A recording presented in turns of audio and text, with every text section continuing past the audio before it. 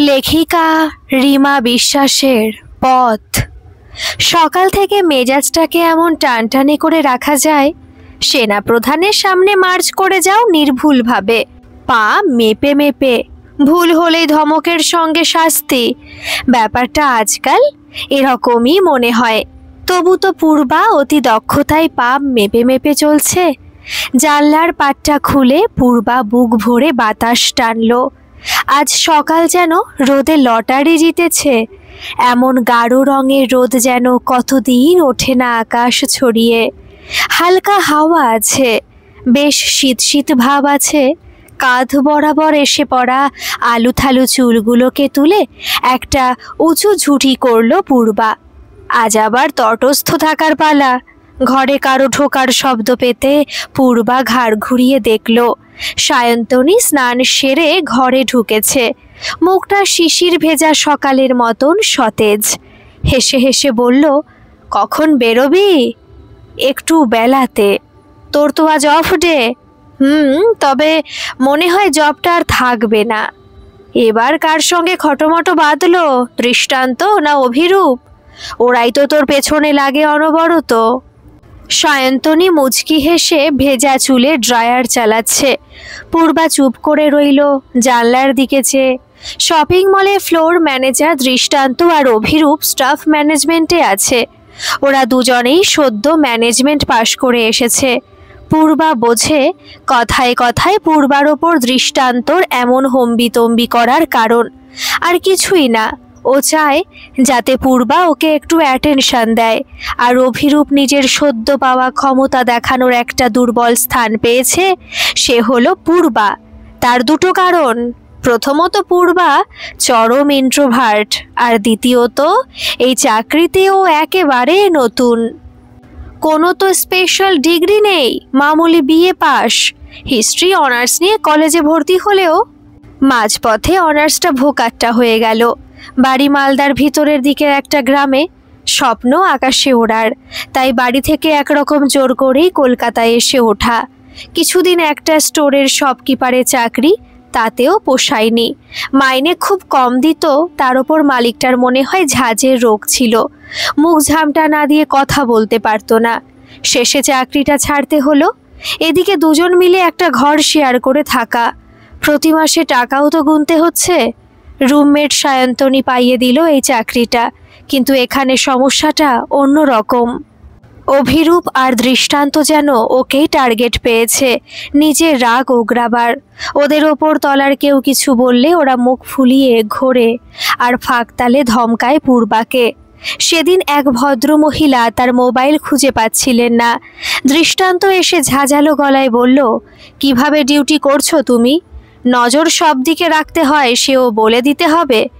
কেউ যদি ফ্লোর ম্যানেজারের সামনাসামনি পড়ে, তাকে কোনো একটা সেকশনের কথা জিজ্ঞেস করে, তাতে তো তার রাগ হওয়ার কথা নয়। কিন্তু দৃষ্টান্ত তাও পাকড়াও করবে পূর্বাকে, বলবে, সব সময় অ্যালার্ট থাকতে শেখো। আমি সেলস গার্ল নই। তুমি দেখাবে আর চেষ্টা করবে জিনিস সেল করার। বি কেয়ারফুল, যেন দ্বিতীয় দিন এ ভুল না হয়।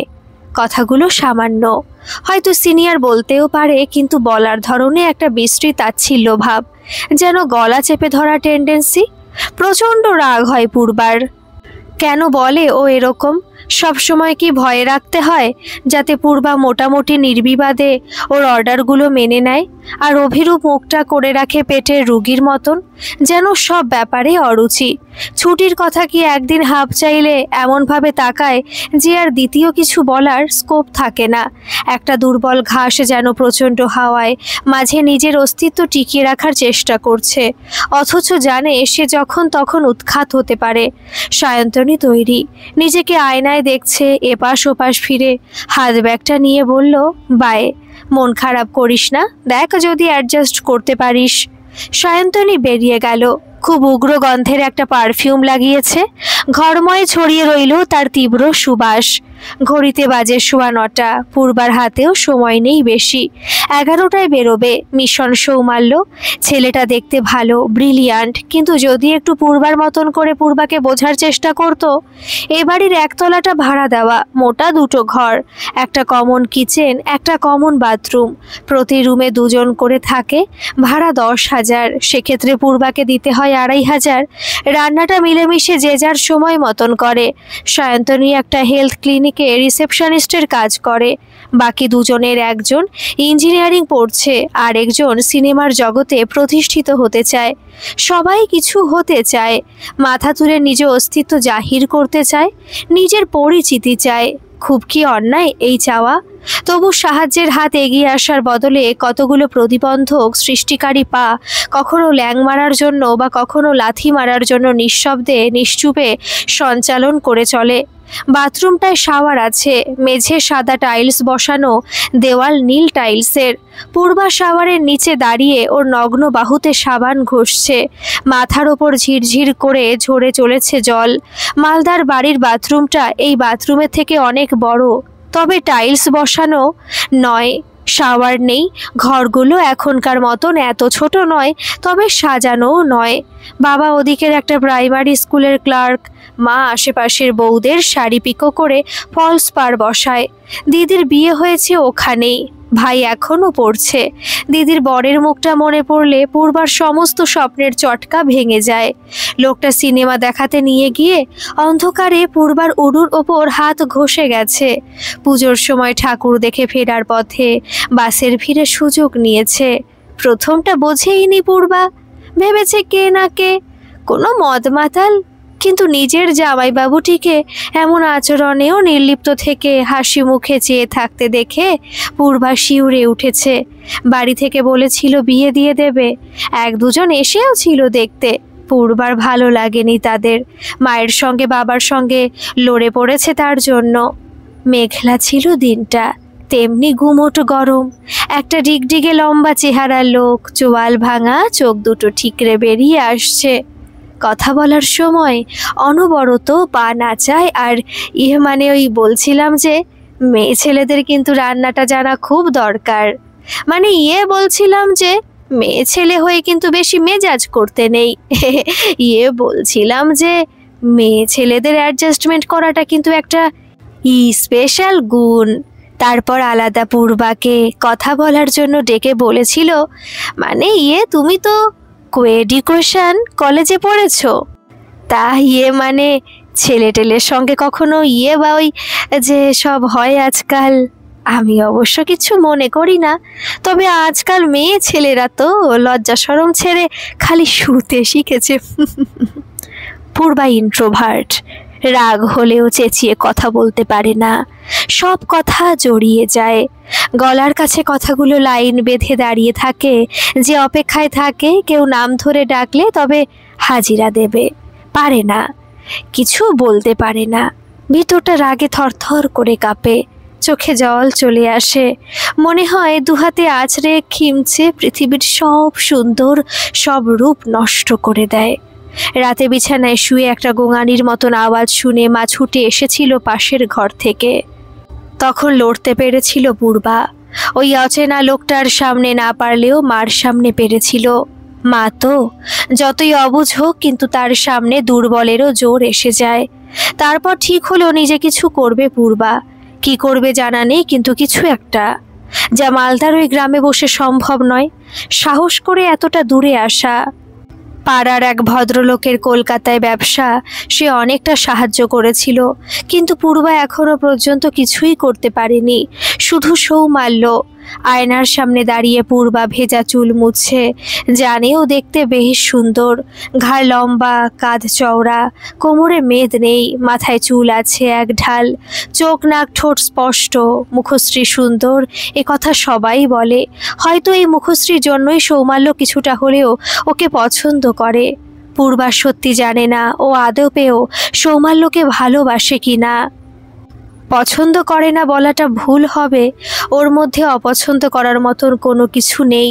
সৌমাল্য ভালো চাকরি করে, কথায় কথায় ইংরেজির ফুলঝুরি ছোটায় আর ব্র্যান্ডের গল্প করে। পূর্বার ভালোই লাগে ওর বিদেশি অ্যাকসেন্টে ইংলিশ বলা আর হাত নেড়ে সবাইকে তাচ্ছিল্য করে কথা বলা, কথায় কথায় লাখ লাখ টাকার প্রসঙ্গ টেনে এনে নিজের ওজন বুঝিয়ে দেওয়া। পূর্বার ইচ্ছে হয় ওদের বিয়ে হোক আর পূর্বা ওই শপিং মলে গিয়ে দেখিয়ে দিক ওকে। ওই ফ্লোর ম্যানেজারের সামনে খুব আদিক্ষেতা করে কথা বলবে সৌমাল্যর সঙ্গে, বলবে, ও ডার্লিং, তুমি এর চেয়ে চিপ স্টোর পেলে না? আমার এখানে দম বন্ধ লাগছে, এখানকার ম্যানেজমেন্ট খুব পুয়োর বেবি। কেমন আগুনের মতন জলে তখন দৃষ্টান্ত। ভাবতে ভাবতে পূর্বা হাসলো ফিক ফিক। কোনো দিনও এ সুযোগ এলেও পূর্বা কি পারবে এমন করতে? ফোন বাজছে। আয়না থেকে সরে পূর্বা ফোন রিসিভ করলো। ফোনের ওপাশে সৌমাল্য, গলায় সদা পরিচিত বিরক্তিভাব। দেখো, লেট করবে না, আমি কিন্তু সময়কে ছাড়া কাউকে পুজো করি না। কখন বেরোচ্ছ? আমি প্রায় রেডি। ও গশ, এখনো প্রায় রেডি?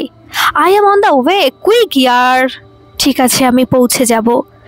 চোখে রোদ চশমাটা দিয়ে কাঁধে ব্যাগ তুলে বেরিয়ে পড়ল পূর্বা। লং ফ্রক পরেছে ফ্লোরাল প্রিন্টের, গলায় কানে ব্ল্যাক মেটালের গয়না, বারবার হাত দিচ্ছে কানের ঝুমকোটায়। বেরোবার সময় মনে হয়েছিল এটা না পড়লেই হতো। এক সেট মুক্তোর দুল ছিল, কিন্তু হাজার খুঁজেও তা হাতে পেল না। শেষে এইটা। কিন্তু এটা দেখে সৌমাল্য বলতেই পারে, গড, তোমার ড্রেসিং সেন্স! এটা ভাবলেই গলা শুকিয়ে আসছে। পায়ের জুতোটা অনেক পয়সা জমিয়ে কেনা। সৌমাল্য বলেছিল, পয়েন্টেড হিল পরে হাঁটলে মেয়েদের স্টাইল অটোমেটিক চেঞ্জ হয়ে যায়, সেক্সি লাগে দেখতে। তুমি কি বোরিং বাম শু পরো। এখন হাঁটতে অসুবিধা হচ্ছে, কিন্তু বাড়িতে পরে অনেকবার প্র্যাকটিস করার সময় এই অসুবিধাটা কিন্তু একবারও হয়নি। দেখা করার কথা একটা ইটালিয়ান রেস্তোরাঁয়, এখানে প্রায়ই আসা হয়, চেনা জায়গা। পূর্বা ভিতরে ঢুকে রোদ চশমাটা খুলল। সৌমাল্যকে খুঁজলো এদিক ওদিক, ও এখনও এসে পৌঁছায়নি। একটা টেবিলে বসে পড়ল পূর্বা। ভাবলো কল করবে কিনা। মনে হলো নয় অপেক্ষা করুক কিছুক্ষণ, নইলেও হাইপার হয়ে বলবে এত কিসের অস্থিরতা। উল্টো দিকের চেয়ারে বসে একটা ছেলে আর মেয়ে ফিসফিস করে কথা বলছে আর একে অপরের গায়ে হাসিতে ঢলে পড়ছে।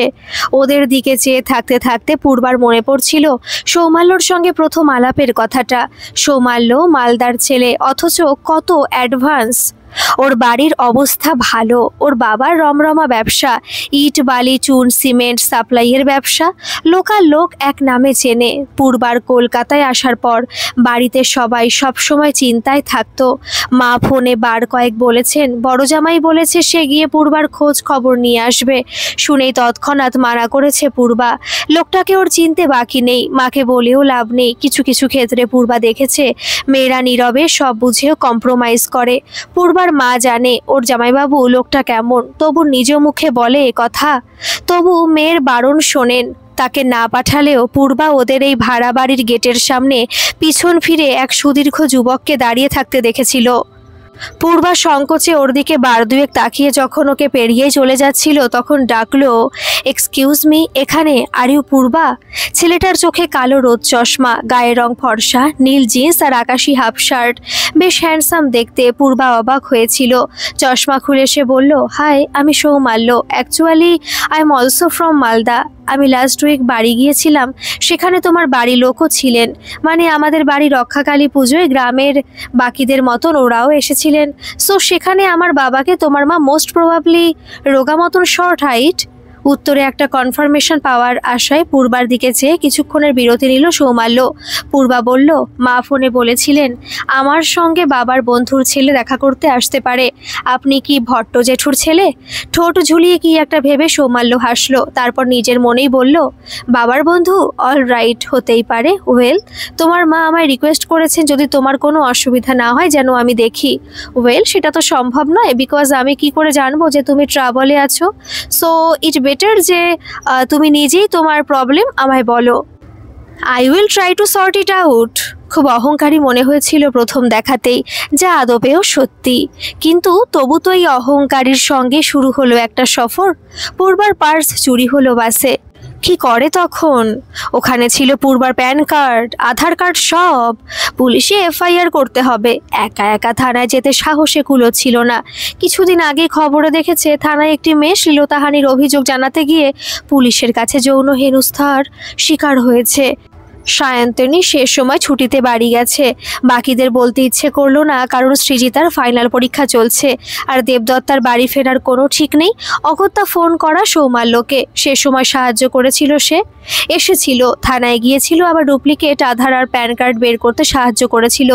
যদিও ভর্ৎসনা করতে ছাড়েনি। How careless you are! কেউ ছিনতাই করে কি করে? তুমি কি খুকি? Come on!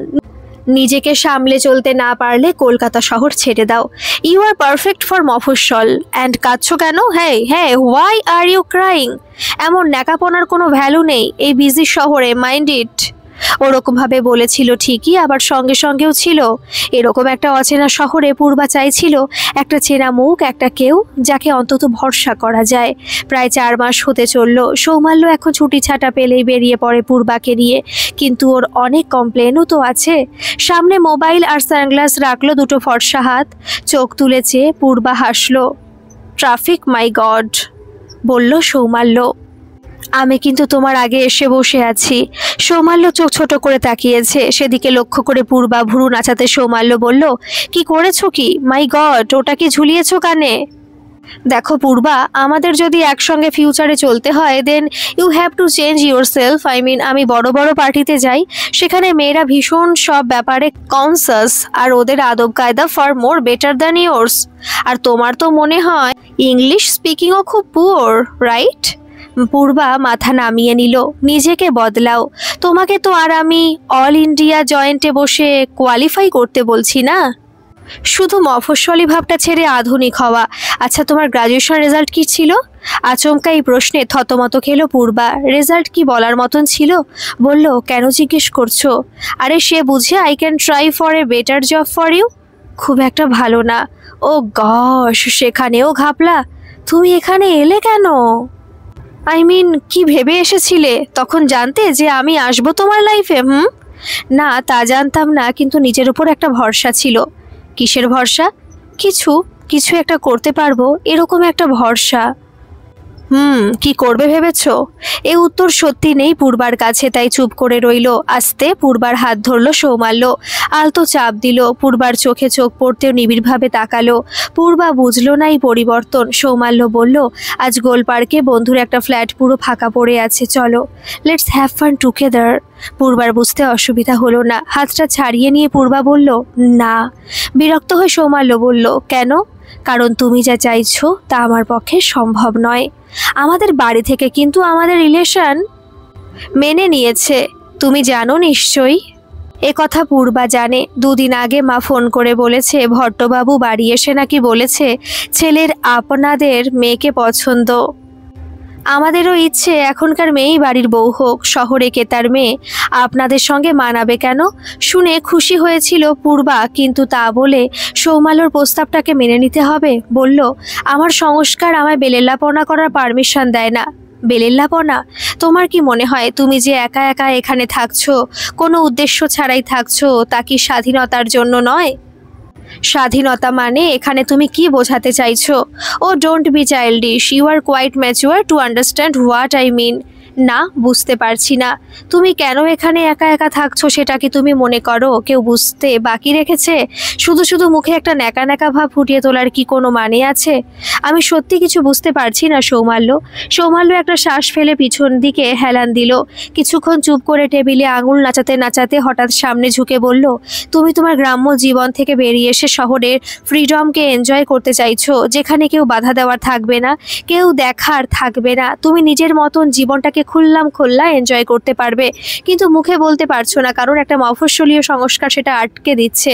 এখন বলো, কিছু ভুল বলেছি? তুমি তো এখানে পড়তে আসোনি, তাই না? তোমার এমন কিছু মেরিট নেই যে তুমি বিশাল কিছু একটা হয়ে যাবে। তবে গ্রাম ছেড়ে বাবা মা ছেড়ে এত দূরে এখানে পড়ে থাকার কি মানে? আমার যতদূর মনে হয় তোমার বাবার যা রোজগার সেখানে তোমার হেল্প নেওয়ার তার প্রয়োজন হয় না। তোমাদের তো কিছু ধানে জমিও আছে, তাই না? আর তোমার বাবার যদি তোমার হেল্প লাগেও তাতে তোমার যা সামর্থ্য তা পারবে না। তবে কিসের জন্য তুমি কলকাতায় আছো?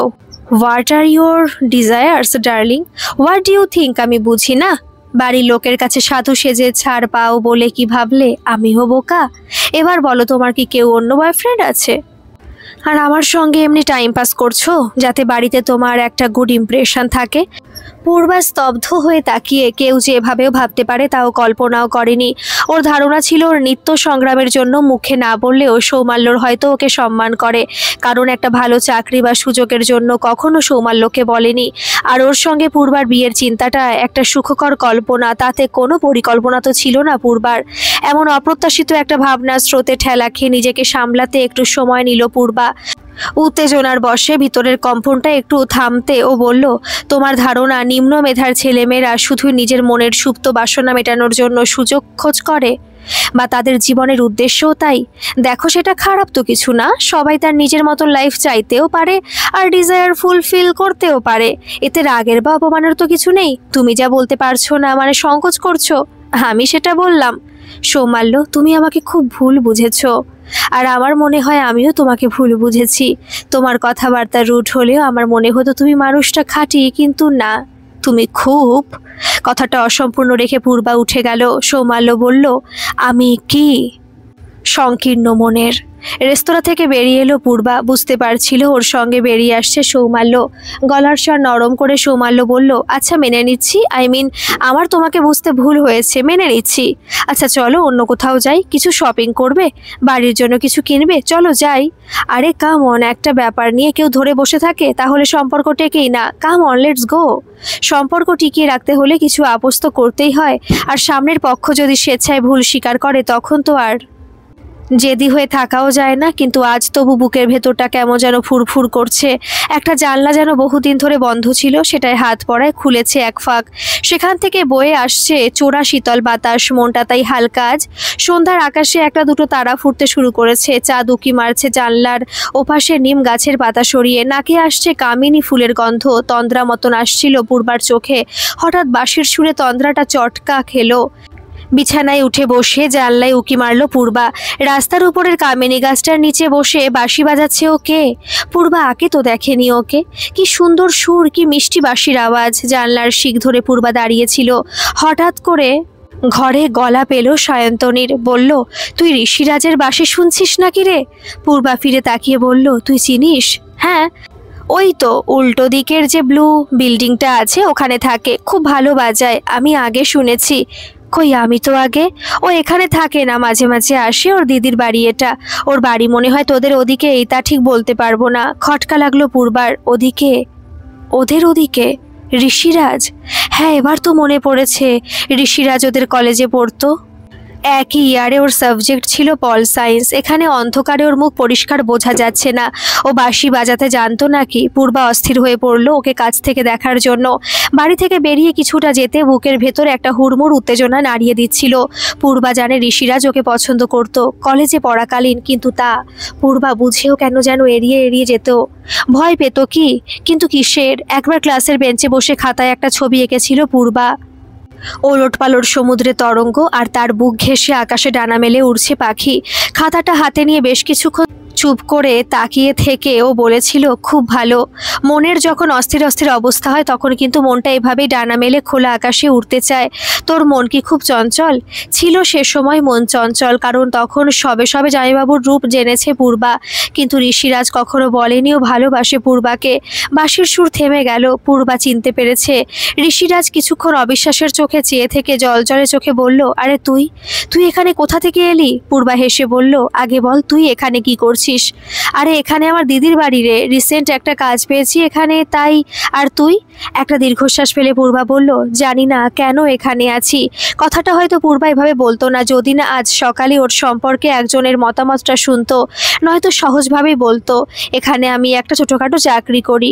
ঋষিরাজ অবাক হবার ভাবে বলল, তুই নিজেই জানিস না কেন আছিস? বাড়ির লোক কোথায়? আমি একাই আছি এখানে। কোন বাড়িতে? আঙুল দেখিয়ে পূর্বা বাড়ি চেনালো। ও, ওখানে তো অনেক মেয়ে থাকে। তুই কি পড়ার জন্য? একটা জব।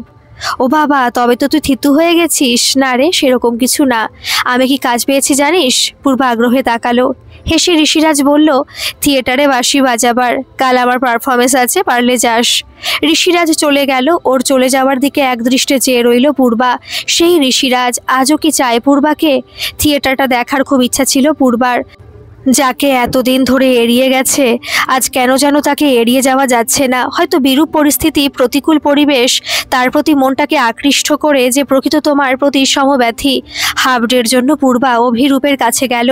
এ নিয়ে দুবার, এর আগে একবার বলেছিল, কারণ সৌমাল্যর সঙ্গে বেরোনো ছিল সেদিন। অভিরূপ মুখ জোড়া বিরক্তি নিয়ে বলেছিল, হাফডে হবে না, চাইলে রেজিগনেশন দিয়ে যেতে পারো। সেবার আর যাওয়া হয়নি পূর্বার। আজ তাই নার্ভাস লাগছে। আজ যে বড় ইচ্ছে করছে মঞ্চে কেমন শোনায় ঋষিরাজের বাঁশি, তা শুনতে। অভিরূপের ঘরে যেতে বাইরে থেকে হাসির আওয়াজ কানে এলো। গলাটা চেনা, এ মলেরই মেয়ে সুপ্রীতি। কিছুটা এগোতে কথাগুলো পরিষ্কার হচ্ছিল। সুপ্রীতির গলা, এই অভিদা, তুমি না খুব দেখ, তোমার বউকে বলবো একদিন। কি বলবে? যদিও বউ হয়নি এখনো। অভিরূপ বলল, এটাই যে তুমি খুব দুষ্টু। এই যা। পূর্বা দরজাটা আলতো টোকা মারতে গিয়ে দরজা একটু বেশি জোরে চাপ দিয়ে ফেললো, আর তাতে হুশ করে খুলে গেল প্লাইটের পলকা দরজা। চোখের সামনে সুপ্রীতি টেবিলে পা ঝুলিয়ে চেয়ারের দিকে মুখ করে বসে, আর চেয়ারে অভিরূপ। সুপ্রীতি ঘাড় ঘুরিয়ে আর অভিরূপ সোজাসুজি তাকালো, আর সঙ্গে সঙ্গে অভিরূপ চেয়ার ছেড়ে উঠে হুঙ্কার দিয়ে উঠল, হ্যাঁ, you don't know any courtesy? Out, out I said. তর্জনী নারী অভিরূপ বাইরে দেখালো। এই অপ্রত্যাশিত দৃশ্যে আর অভিরূপের হুঙ্কারে পূর্বা ভয়েই পেয়ে গেল। ও অভিরূপের নির্দেশ মতন বাইরে বেরিয়ে এসে দরজা ভিজিয়ে দিল। সারা শরীরে রক্ত ছুটছে অ্যাথলেটদের মতন। মাথার ভিতর টকবক করে ফুটছে গরম জলের হাঁড়ি। কান গাল দিয়ে গরম ভাব বেরোচ্ছে। এভাবে এর আগে কখনো অপমানিত হয়নি পূর্বা। ও কি বলল? কার্টেসি? বন্ধ রুমের সহকর্মীর ঠ্যাং কোলে নিয়ে বসে থাকা কি শিষ্টতার মধ্যে পড়ে? আর এই সুপ্রীতি এত ফ্যাসিলিটি পায়, দিন দিন ওর ইনক্রিমেন্ট বেড়ে যায়। রোজ দেরি করে আসে আর তাড়াতাড়ি চলে যায়। তার কারণ এই, পূর্বাকে পরে অভিরূপ নিজেই ডেকে নিয়েছিল, আর বেশি কিছু বলার দরকার হয়নি। ছুটি মঞ্জুর হয়ে গেল। পূর্বা এখন দর্শকের স্থানে, চোখ বুজে শুনছে ঋষিরাজের বাঁশি। মাথার ভিতর জট পাকিয়ে থাকা স্নায়ুর রাশি ছেড়ে যাচ্ছে ধীরে ধীরে। পূর্বার মনে হচ্ছিল ও এভাবেই থাকুক আর ঋষিরাজ বাজিয়ে যাক ওর বাঁশি। অনুষ্ঠান শেষ হতে ওরা দুজনে বেরিয়ে এলো একসঙ্গে। ঋষিরাজ বেশ খুশি হয়েছে। ও আশা করেনি পূর্বা আসবে বলে। বলল, তুই আসবে জানলে আমি গৌতম দাকে বলে রাখতাম, স্পেশাল সিট একটা ম্যানেজ হয়ে যেত। কি খাবি বল? আজ কতদিন পর পুরনো দিনে যেন ফিরে যাচ্ছি। এই তোর মনে আছে আমাদের কলেজের বাইরে সেই ডালমুটওয়ালার কথা? ওই, কি হয়েছে রে তোর? পূর্বা অন্যমনস্কভাবে হাঁটছিল। ঋষিরাজের কথা কিছুই শোনেনি। বলল, তুই কি কিছু বলছিলি? তোর কি হয়েছে বলবি? সেদিনও দেখলাম, আবার আজকেও। এত ডিস্টার্বড কেন? একটা দীর্ঘশ্বাস ফেলে পূর্বা বলল, এক এক সময় মনে হয় আমরা কেন আছি। এই যে আমি কি করছি এখানে বলতে পারিস? কতগুলো ইতর শ্রেণীর লোকের আন্ডারে চাকরি, আর দিনের শেষে মজুরের মতন মাইনে। একে কি জব সার্টিফিকেশন বলে? কেন, কিছু হয়েছে কি? পূর্বা বলল আজকের ঘটনা। শুনে কিছুক্ষণ চুপ করে ওর পাশে হাঁটতে হাঁটতে ঋষিরাজ বলল, তুই হায়ার অথরিটির সঙ্গে কথা বলে দেখতে পারিস। কেউ এভাবে তার জুনিয়র এমপ্লয়ির সঙ্গে অহেতুক মিসবিহেভ করতে পারে না।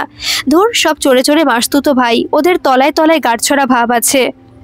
তবু বলবো স্ট্রংলি সব কিছু হ্যান্ডেল করবি। ওরা যদি বুঝে যায় তুই উইক, তখন কিন্তু তোকেই টার্গেট করবে বারবার। তোকে ভেঙে ফেলতে চাইবে, কারণ তুই ওদের দলে না। আবার ওদের সিক্রেটও জেনে গেছিস। পূর্বা চেয়ে রইল ঋষিরাজের দিকে। ঋষিরাজ এক চিলতে হেসে বলল, আরে আমি তো আছি তোর পিছনে। একটা সময় পাগল ছিলাম, তুই হয়তো জানিসও। আরে টেনশন নিস না তার জন্য। বিনিময় ছাড়া কি কিছু করা চলে না? শুধু একটা ফোন কল করবি। জাহাপনা, হাম হাজির হোঙ্গে হুজুর কি খিদমত মে। কোমর ঝুঁকিয়ে হাত সালাম করার ভঙ্গিতে ওঠানামা করতে করতে বলল ঋষিরাজ। ওর ভঙ্গি দেখে হো হো করে হেসে ফেলল পূর্বা। কিন্তু হলো তাই যা ঋষিরাজ আশঙ্কা করেছিল। পূর্বার পার্সোনাল ক্যাবিনেট থেকে উদ্ধার করা হলো একটা টাকা ভর্তি পার্স। একজন কাস্টমার তার পার্স খুঁজে পাচ্ছে না। মলের মধ্যে একটা খোঁজ রব। ঠিক হলো সব এমপ্লয়ীদের ক্যাবিনেট চেক করা হবে। যদিও ব্যাপারটা ইন্টারনালি ঠিক করা হলো। বাইরে লোকের সামনে এরকম একটা সিন হলে তা মলের রেপুটেশন নষ্ট করবে। তারপর কি করে যেন পূর্বার ক্যাবিনেট খুলে বের করা হলো একটা পার্স। অভিরূপ পারলে পূর্বাকে চড়িয়েই দেয়। এইভাবে খেকিয়ে এসে বলল, তুমি জানো এটা অথরিটিকে বললে তোমার জেল হবে। নেহাত কোম্পানির রেপুটেশনের ব্যাপারে বলে চুপ করে যাচ্ছি, আদারওয়াইজ ও তেরে এলো। আর পূর্বার ভিতরে সেই ইন্ট্রোভার্ট মেয়েটা যেন হঠাৎ করে অতি তীব্রতায় লড়াকু হয়ে উঠল। বলল, ডাকো পুলিশকে। অভিরূপ ভুরু কুচকে তাকাতে পূর্বা বলল, যার পার্স সে কে? আর তোমার সঙ্গে সুপ্রীতির কি রিলেশন? সব বাইরে আসুক। আর এটা শপিং মল, এখানে প্রতি কোনায় সিসিটিভি ক্যামেরা আছে। আর আমি চুরি চুরি করলে তা তো রেকর্ড হয়েই আছে, তাই না? সো কল দ্য পুলিশ, এখনই ডাকো।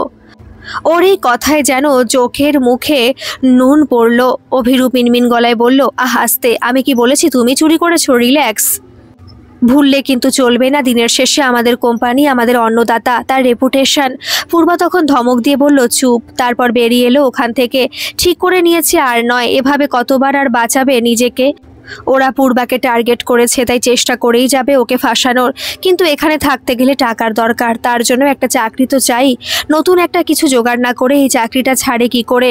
মেজাজটা খড়খড়ে ছিল, তবু আজকে কথা দেওয়া আছে সৌমাল্যকে ওর সঙ্গে বেরোবে বলে।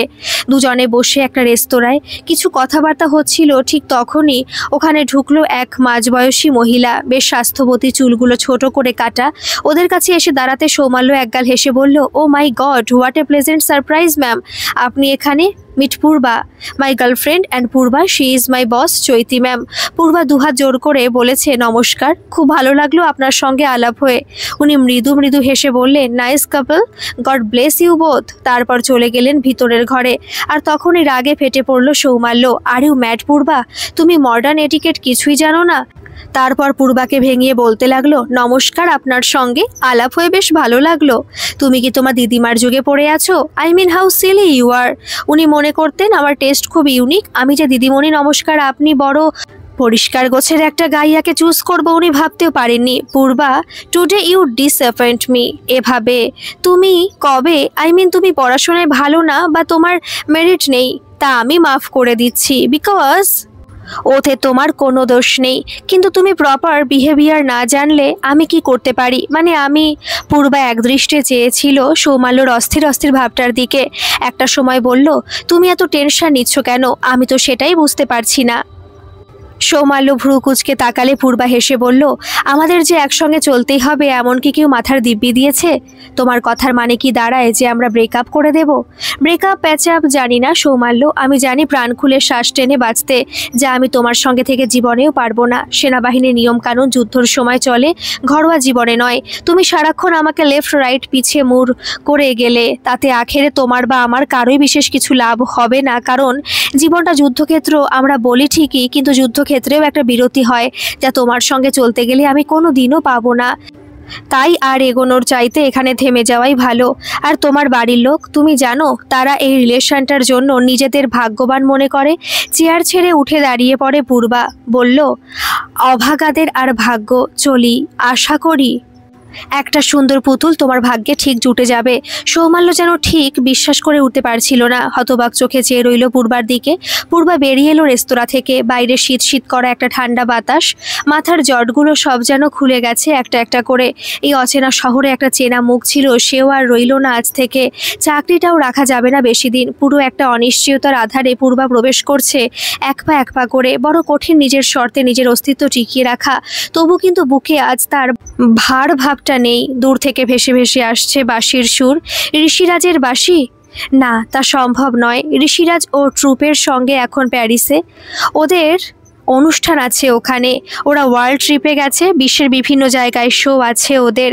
পূর্বার সামনে অনেক লম্বা রাস্তা। পূর্বা জানে না এর অন্ত কোথায়, জানে না আর কত খানা খন্দ আছে। তবু তো পথ চলা। মুসাফিরের যে থামলে চলে না। মাঝে মাঝে মনে জোর আনে ওই করুণ বাঁশি। কিছু বাঁশি থাক আড়ালে, পূর্বা নয় এতেই জোর পাক। একটা অস্তিত্ব আছে পিছনে, যে হয়তো এগিয়ে এসে ধরবে পা টলমল করলে। এই ধাতব অরণ্যে বাজতে থাকুক একটা জীবন্ত বাঁশি। গল্পটা কেমন লাগলো অবশ্যই কমেন্ট করে জানাবেন, আর ভালো লাগলে একটা সাবস্ক্রাইব করে আমার পাশে থাকবেন। ধন্যবাদ।